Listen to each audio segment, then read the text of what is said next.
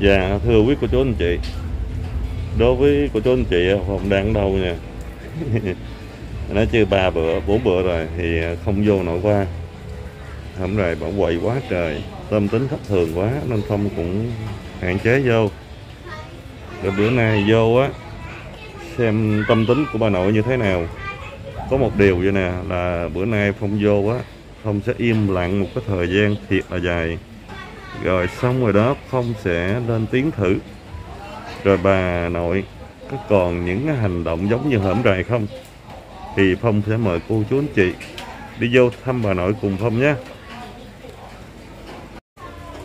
Thì hiện tại giờ Phong thấy nè, bà nội bà đang ở nhà luôn nè, đó lú đó, thấy không? Để vô xem bữa nay bà nội có còn khó với Phong không nha. Trời đang mưa luôn nè. Cô chú anh chị, sao lại có cục gạch này nó bị xúc ra luôn nữa nè. Không biết bà có quậy bà lấy búa bà đập hay là cây vậy không nè. Để cho chị bắp trà chứ đi qua đây. Vô thăm nội cùng Phong.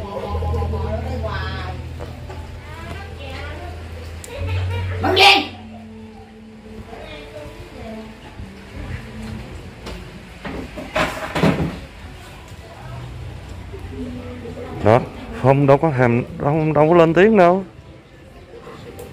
Trời đất ơi là trời, Phong chưa có lên tiếng luôn nữa đó. Mà giờ chỉ thấy Phong thôi là bà đã hành động đó rồi. Kìa, thấy không? Trời đất ơi, kỳ cục luôn á.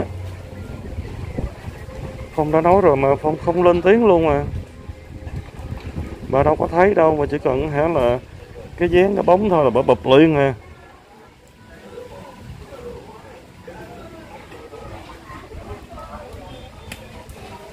Trời, thấy chưa? Thấy chưa? Quậy nữa rồi thầy ơi. Bây giờ là anh không lên tiếng luôn nữa đó, bây giờ bà cũng quậy luôn rồi nè. Hôm nay 3-4 bữa nay đâu có vô đâu. Dạ hả? Trời ơi, nói chuyện với bạn hồi bà quát tôi quá. Trời có kìa, bà đang đứng thủ luôn rồi nè. Quá trời bà nội rồi bà nội ơi. Sao bà khó với con quá trời vậy? Có ai hại bà đâu. Hả? Bệnh đó, nhưng mà có một cái là bà vui, bà ca, bà hát này nọ đó cũng đỡ. Bà nội bà buông cây ra đi, bà cháu nói chuyện xíu coi. Rồi vậy sao nói chuyện được. Rồi những cái câu vui đùa của bà nội đó. Rồi đâu còn những cái câu vui đùa với bà nội nữa. Rồi tim đập thành thịt nữa, tâm hồn đâu mà còn nói chuyện nữa. Thấy không quý vị? Bà thủ bà đứng luôn nè, thấy không? Bây giờ không hiểu luôn. Tưởng 3-4 ngày rồi thì bà nhớ. Ai nhà bà nhớ hả? Bà gặp mặt là bà thủ liền nữa kìa. Để Phong cho biết cô chú anh chị xem. Chết mẹ ơi. Bà nội, bà buông ra đi bà nội ơi. Sao bà khó gì mà kỳ cục vậy? Đây nè. Đó, cho cô chú anh chị xem rồi.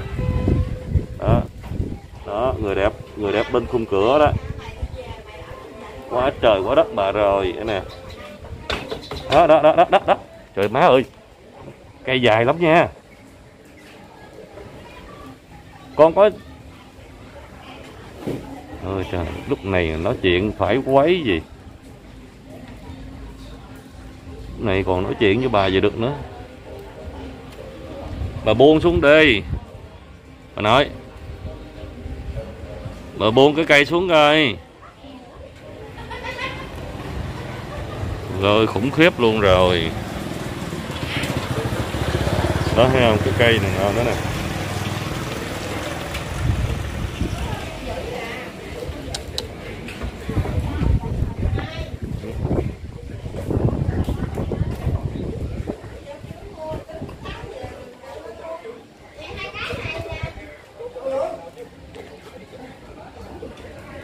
Nhưng Phong là được cái là Phong nhìn vô đây á, thấy nó cũng đỡ có vụ mà cứt chuột hơn nè, cũng mừng vậy đi. Không vô được thì cái vụ mà cứt chuột bạn để vô rồi, trời ơi sao rung quá trời vậy ta. Phong chỉ có được cái chỗ này nó che Phong thôi nè đó.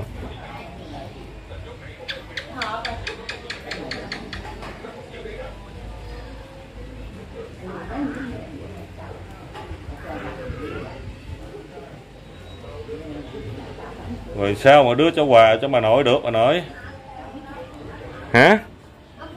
Sao lúc này bà khó với con quá trời vậy? Lúc trước á, còn hả 5-10 phút này nọ nói chuyện bạn hồi bà mới bụp.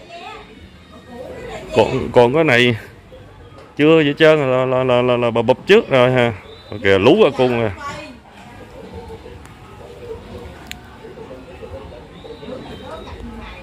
Quá trời.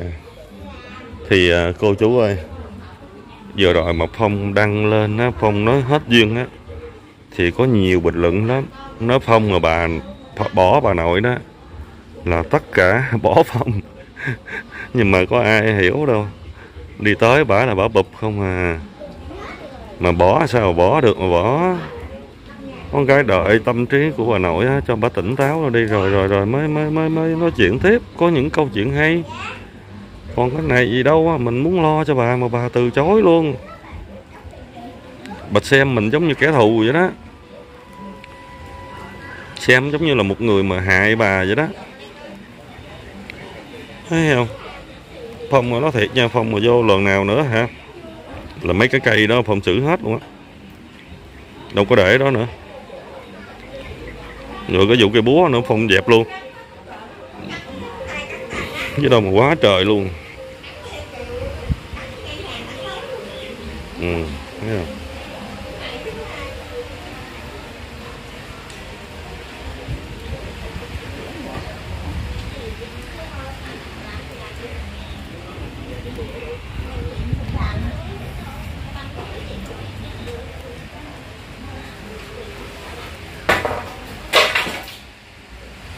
Hình quá.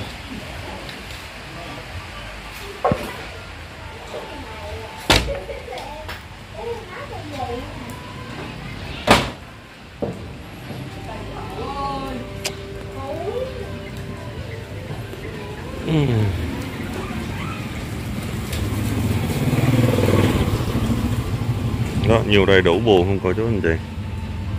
Biết rằng bà bệnh thiệt mà buồn quá. Trời mưa trời gió cũng gắng thăm bà.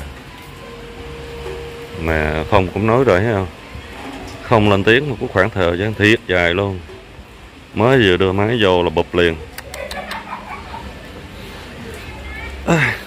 Thôi thì hãy đăng ký kênh đi cô chú anh chị. Thì lúc nào mà bà tỉnh táo lại, bà vui vẻ đi, người Phong sẽ cập nhật những video về bà nội qua, những câu nói của bà, những câu chửi của bà đó thì cũng không ai trách. Nhưng mà bà đừng có mà nóng tính chỗ này nữa. Cô chú buồn, Phong buồn nữa. Thực sự Phong rất buồn. Hơn 1 tuần rồi chứ đâu ít đâu. Có trò chuyện được với bà nội miếng nào đâu, có lo được gì cho nội đâu. Thôi hãy đăng ký kênh nha cô chú anh chị. Rồi Phong xin chào, mến chúc tất cả cô chú anh chị một ngày mới thật nhiều niềm vui và hạnh phúc. Bye bye.